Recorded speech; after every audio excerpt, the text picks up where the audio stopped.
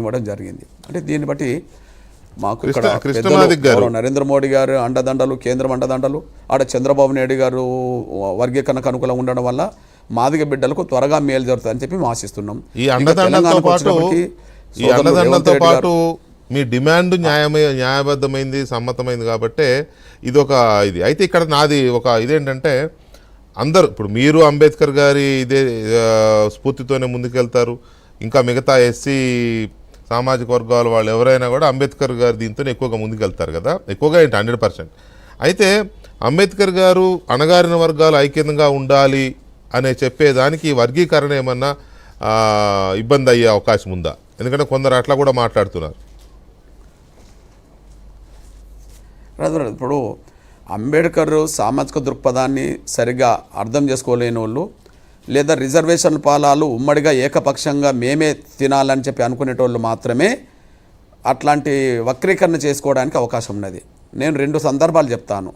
Schedule కులాల వర్గీకరణకు doctor Babasaheb Ambedkar అనుకూలం, ఎందుకో రాజ్యాంగంలో అది పొందుపరచలేకపోయాడు అని. అంటే అప్పటికి ఎవరి ఫలాలు ఎవరికి దక్కాలనే విషయంలో ఆయన ముందుకెళ్ళకపోయాడు. కానీ ఒక సందర్భం చెప్తాను. 1936లో దాదర్లో మాతంగుల మీటింగ్ పోయిండు. ఎవరు? అంబేద్కర్ మహారు. ఆడ మాతంగులు అనబడుతున్న వాళ్ళు మాదిగలు అనుకోండి. ఒక 10,000 మందితో అప్పుడు 36లో మీటింగ్ పెట్టారు దాదర్లో. అప్పుడు దాదర్లో మాతంగులు అడుగుతారు, మీరు ఇప్పటికే మహర్ సామాజిక వర్గం అన్ని రంగాల్లో అభివృద్ధి చెందింది, అంటే స్వాతంత్రం కంటే ముందే ఇప్పుడు అంబేద్కర్ తాత ఉద్యోగస్తుడే, అంబేద్కర్ తండ్రి ఉద్యోగస్తుడే, మహర్లందరూ అక్కడ ఉద్యోగస్తులు, సైన్యంలో పనిచేసిన వాళ్ళు, అందుకని మహర్ సైన్యం మనందరికీ తెలిసిన విషయమే. ఇట్లాంటివి ఉన్నాయి. కాబట్టి మీరు అందరూ అభివృద్ధి చెందిండ్రు, మా సంగతి ఏందని చెప్పి అడిగితే ఆయన ఒక మాట అన్నాడు, మనం దళితులం అందరూ సామాజిక స్థితిగతులు ఒక తీరుగా లేవనే విషయం నాకు తెలుసు, కాబట్టి రాబోయే రోజుల్లో నేను ఏ అవకాశాలు సాధించినా అందరం పంచుకుందామని చెప్పాడు. అంటే అర్థమైంది బ్రదర్, వర్గీకరణే కదా, అందరూ బాగుపడాలంటే ఎవరి వాట వాళ్ళకి దక్కాలని కోరుకున్నాడు. రెండోది, ఇది 17వ వాల్యూమ్లో ఉంటుంది ఎవరన్నా చదువుకుంటే. రెండోది, మొదటి వాల్యూమ్లో ఇంకోటి ఉంటుంది, నేను సాధించిన రిజర్వేషన్ పాలాలు దళితుల్లో ఏ ఒక్క కులం తమ జనాభా కంటే మించి పొందొద్దు, ఏ ఒక్క కులమైనా తాను జనాభా కంటే మించి పొందితే అదే దళితుల్లో ఉన్న ఇతర వర్గాల అవకాశాలు కొల్లగొట్టినట్టు అవుతుంది, ఇది న్యాయం కాదు, కాబట్టి జనాభా దామస్ ప్రకారం విడగొట్టాలని చెప్పి డివైడ్ అనే పదం వాడాడు. ఇంగ్లీష్లో ఎవరైనా చూసుకుంటే ఇప్పుడు మనం ఇంకా కేటగరీషన్ అంటున్నాం వర్గీకరణ, కానీ ఆయన డివైడ్ అనే పదం వాడాడు.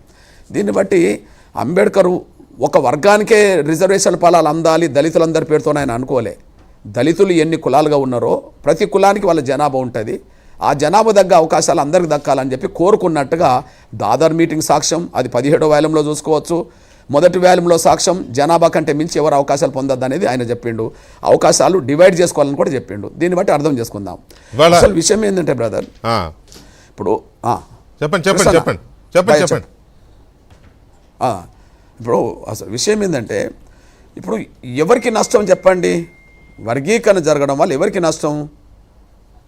జనాభా దామాష ప్రకారం మాల సామాజిక వర్గం వాళ్ళు ఒక 7% ఉన్నారనుకోండి, 7% వస్తుంది కదా. మాదిగలు తెలంగాణలో 9% ఉన్నదనుకోండి, 10% ఉన్నదనుకోండి, 10% వస్తుంది కదా. ఆంధ్రప్రదేశ్లో మాలలో 1% ఎక్కువ ఉన్నారనుకోండి, వాళ్ళకి అక్కడ ఎక్కువ వస్తుంది కదా. ఆంధ్రప్రదేశ్లో మాదిగలు 1% తక్కువ ఉన్నదనుకోండి, వాళ్ళకి తక్కువ వస్తుంది కదా. కానీ వర్గీకరణ లేకపోతే మాకు ఎక్కడ అవకాశాలు తెలంగాణలో రావు, ఆంధ్రప్రదేశ్లో రావు, కర్ణాటకలో కూడా రావు కదా.